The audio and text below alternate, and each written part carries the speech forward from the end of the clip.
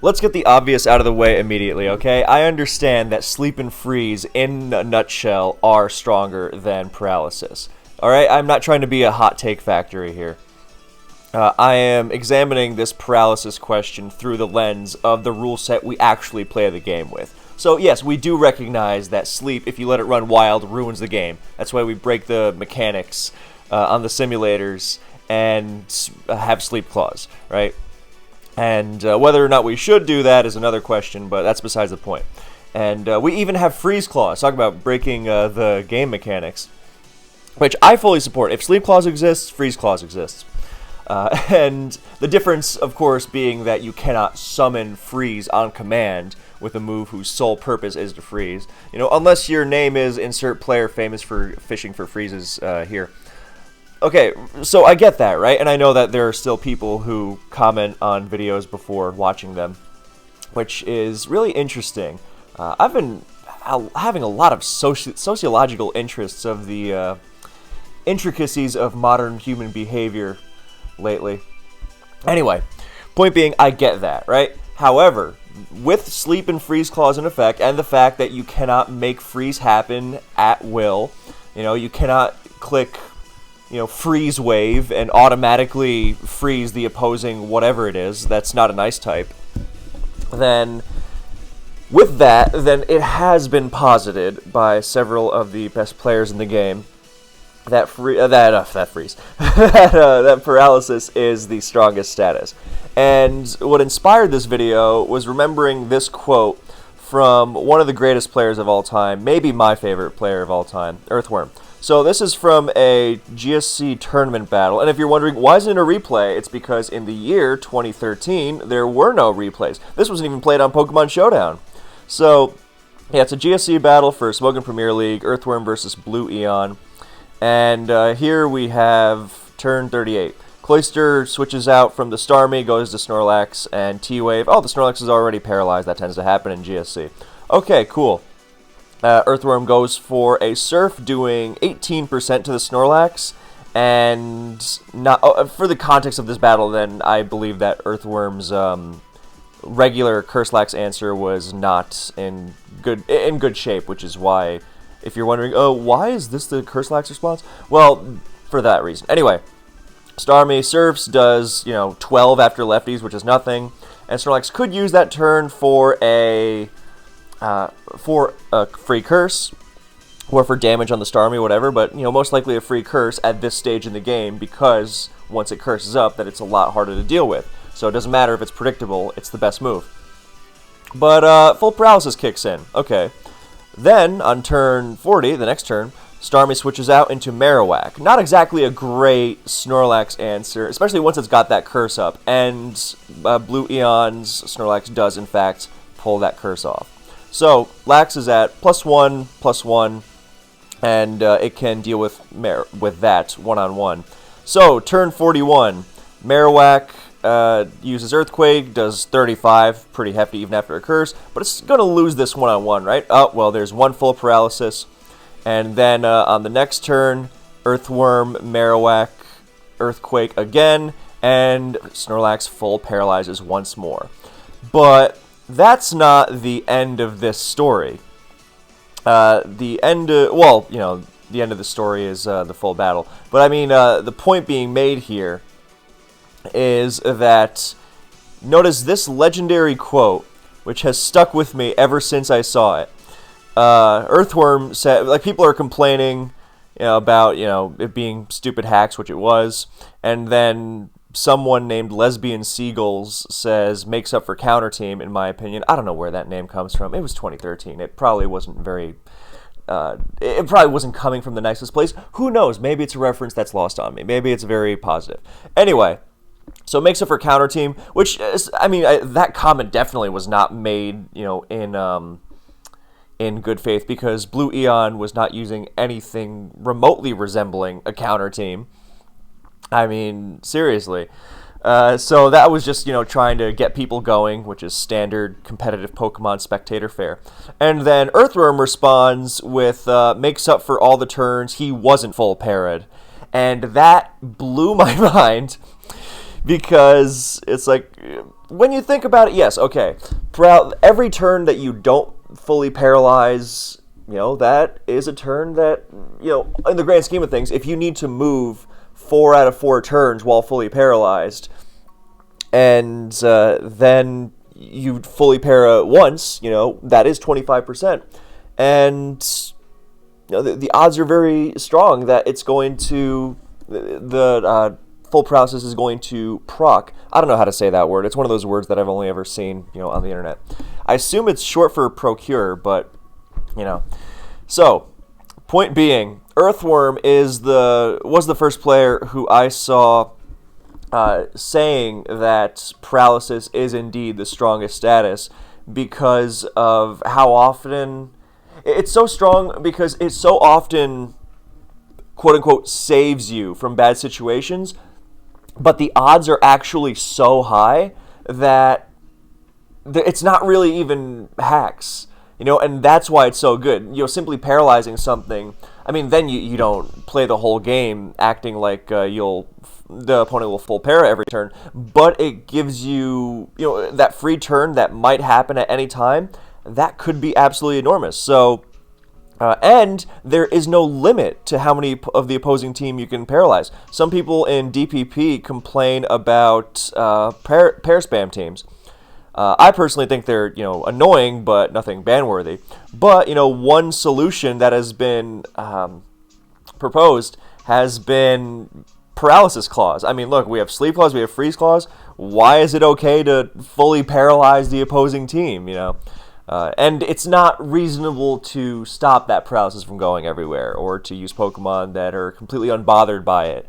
It's a nuanced argument. That's almost besides the point. But ever since I saw that quote from Earthworm, I then remembered back to how Earthworm was also one of the players who was first really abusing full para in a more modern generation.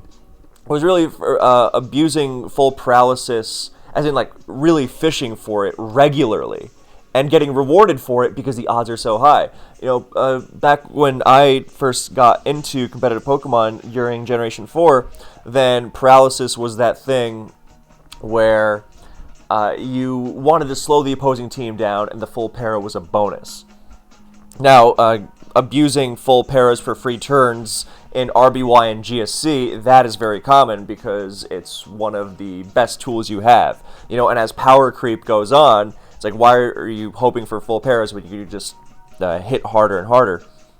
But, substitute spamming, alongside full para is devastating. And the odds are too high. And this is why people hate paralysis, I think. Not just because it doesn't just pop up at random times. Like, freeze pops up at random times and can be really stupid because the odds are so low. But with para, the odds are so high that it's actually it's way too consistent for what it is. Which I think is kind of an argument against paralysis. Existing in the game, or para clause or whatever. I would not be opposed to that at all.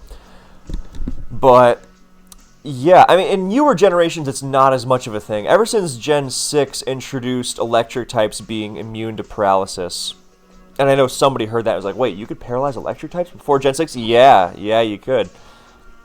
So, yeah, I don't know, it's something to think about because I just find it so outrageous how many times over the years you can just have a paralyzed Pokemon and just wait for it to para. Multiple times sometimes even. It goes all the way back to this tournament game Earthworm had in 2010 against Goki. I forget what it was for. I think it was for World Cup or something.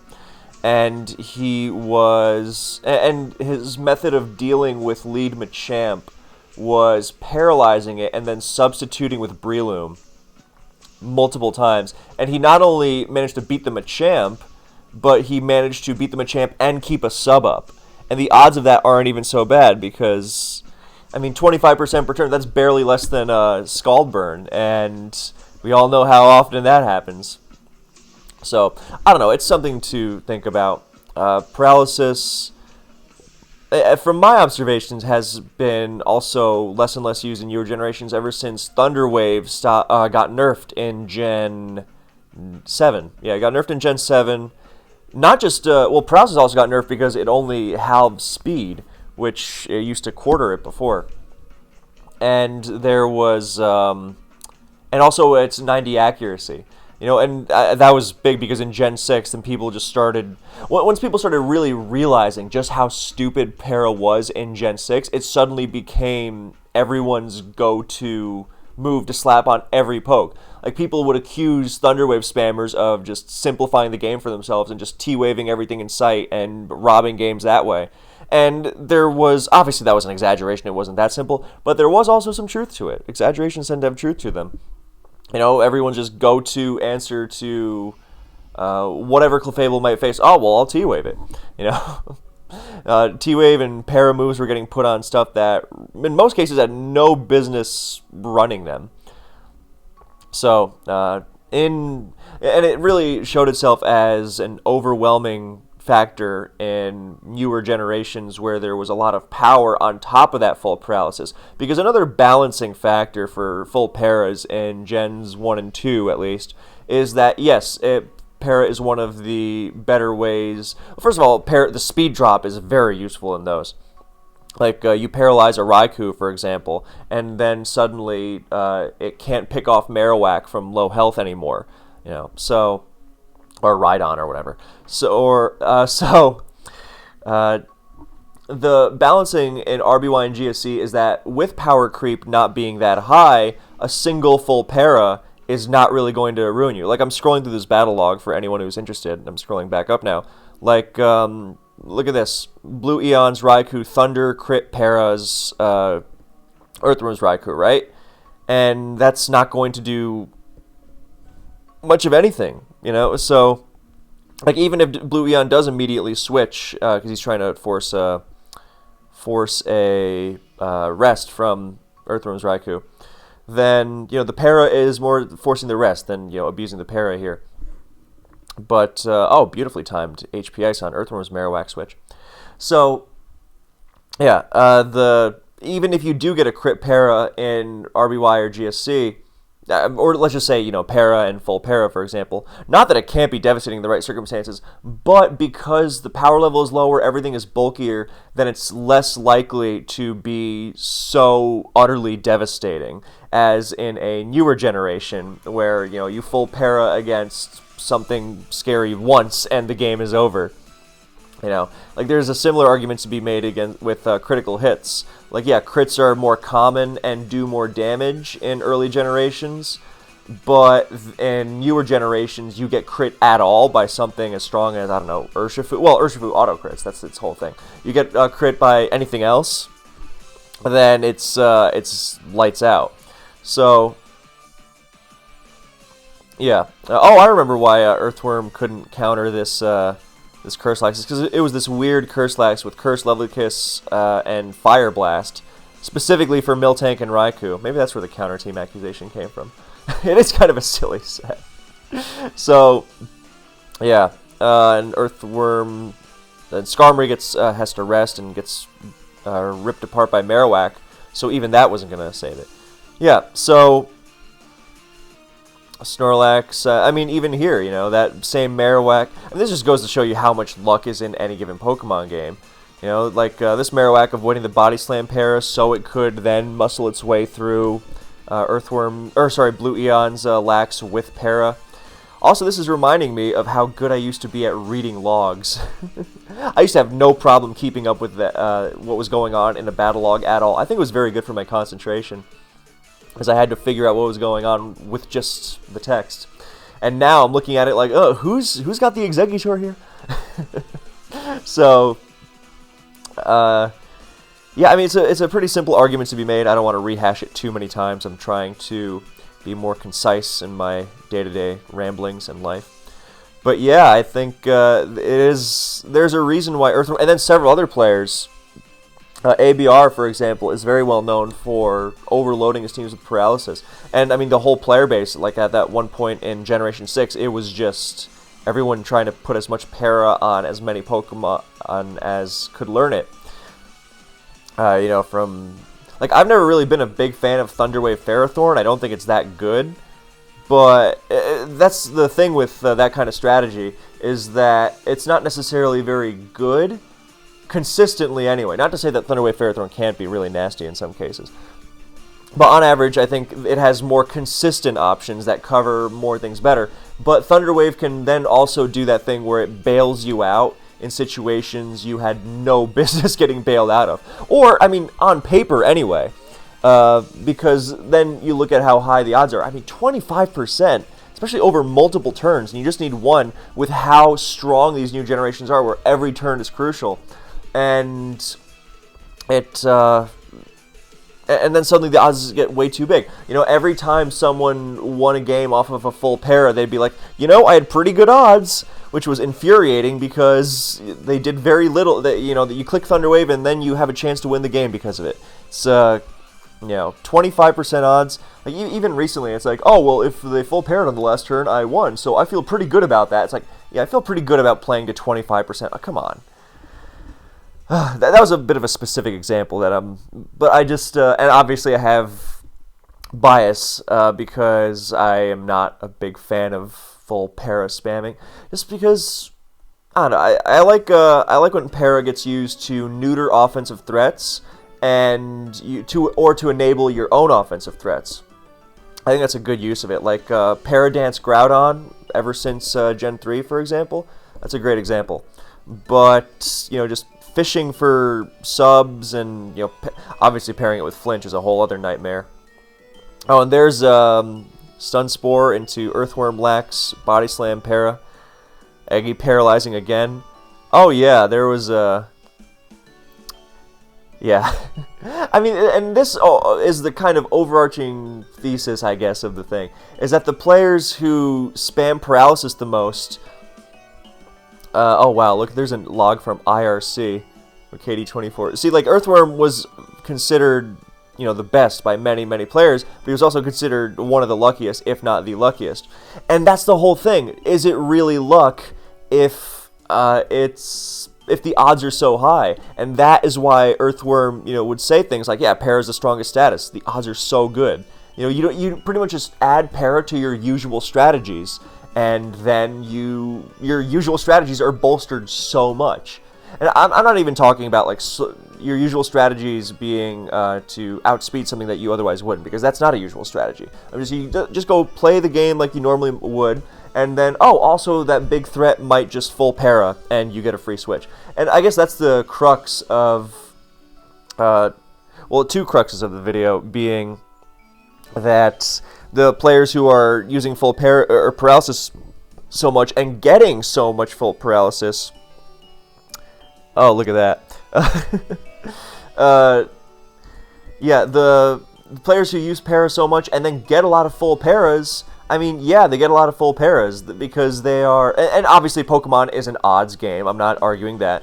There is skill to be gleaned from recognizing RNG and then going for it. And sometimes the game will give it to you, sometimes it won't.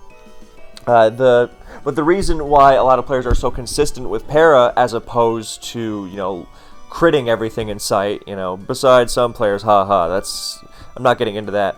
But the reason why para is so consistent as opposed to something else is because the odds are just that high. So it almost ceases to be luck. And I mean, at the core of full para is that it basically is busted for the same reasons why Sleep and Freeze are busted, because completely free turns in Pokemon are really, really costly. I mean, if you could sleep everything in sight, then it would be ridiculous because free turns, right? And it's why Freeze Claws exist in some generations, because again, free turns. Oh yeah, there was another crit. Good lord. And obviously, there's a lot of luck possible on most Pokemon turns. Most turns are not just both players using Seismic Toss, where there's no hacks possible. While not paralyzed, I mean.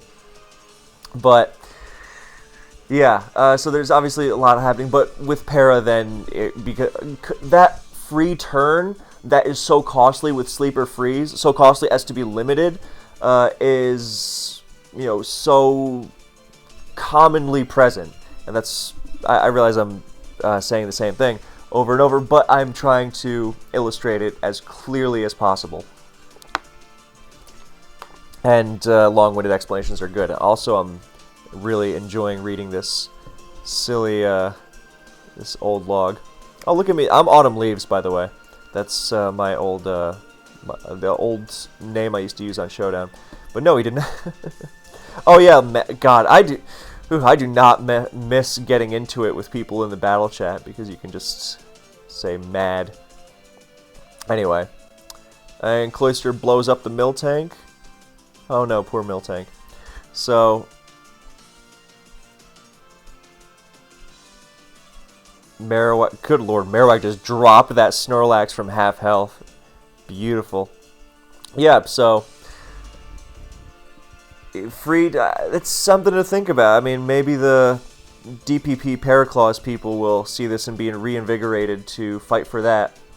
Because I don't see any inconsistency with Sleep and Freeze. Because Sleep, we broke the game mechanics to limit it. Freeze, you can't summon automatically with Freeze Wave or whatever. And Paralysis, we're just like, yeah, go for it. You know, T-Wave, Stun Spore, Body Slam isn't automatic, so I take that one back. Glare, oh my god. How did I forget that one? Paralysis is so stupid that it's pretty much it was the real straw that broke the Camerupt's back. I love that expression. In the Mega Camerupt's back. In Generation 7. With Zygarde just glaring everything in sight. It was so dumb. It was beating stuff it had no... Or it normally wouldn't. So, yeah, glare... If you need any further proof for full para just being the dumbest thing ever, you know, it's like, oh, that's an early gen thing. It's like, yeah, Gen 7 Zygarde. I don't think so. It's... Anyway, so then Snorlax winds up winning this game. Cursing. Is there a full para? No full para. Oh yeah, and here, even to the very end, I mean, this is why Earthworm is great, because he doesn't just, you know, click EQ and say, oh, you know, I give up. He recognizes his only way is to get really lucky, and who knows, maybe the game will give it to him. So he has to rest and hope that that Snorlax full paras a lot. But then it doesn't, and then the game is over. So, yeah, thank you so much for watching. I hope you enjoyed, and I will see you in the next one.